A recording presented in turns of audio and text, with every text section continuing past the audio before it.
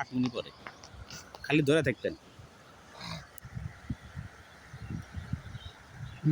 ঠিক আছে, চটকাও দই দিও। হ্যাঁ। আমি এখন দাঁড়িয়ে আছি ফুলজোর নদী ঠিক কিনারে। এটা সাহেবগঞ্জের ফরিদপুরের ঘাট, এখানে পারাপারের একমাত্র ঘাট। নদী এখন শুষ্ক মৌসুমে নদী শুকিয়ে গেছে, চা দিয়েছে। তো যে জিনিসটা আপনাদের সামনে তুলে ধরার চেষ্টা করছি সেটা হলো এই যে নদীর নকশা ঠিকমতো নকশা অনুযায়ী খনন না করার কারণে নদীর এক পাশে স্রোত প্রবাহিত হচ্ছে এবং এই স্রোতের কারণে এই যে নদীর যে পাড় আছে এই পাড়টা ভেঙে যাচ্ছে এবং এই পাড় ভেঙে যাওয়ার কারণে এখানে যে উৎপাদিত শস্য, এই শস্য নদীগর্ভে বিলীন হয়ে যাচ্ছে। এবং আর একটি কারণ, যে সামনে একটা চটকা দেখা যাচ্ছে, এই চটকার কারণে দুই পাশের পানি এক পাশ দিয়ে প্রবাহিত হচ্ছে।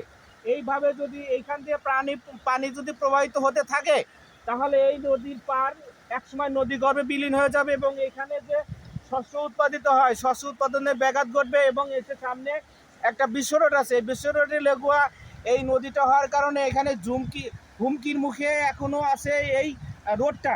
তো পানি উন্নয়ন বোর্ডের দৃষ্টি আকর্ষণ করেছে এখানকার সচেতন মহল এবং সচেতন ব্যক্তি এবং যারা এখানে কৃষি পণ্য উৎপাদন করে, তারা বলেছে যে এই পানির পথটা যদি নদীর মাঝখান দিয়ে যায় তাহলে আমরা আর ক্ষতিগ্রস্ত হব না, এই বলে এখানকার জনগণ আমাদের কাছে অভিযোগ করেছে। ধন্যবাদ।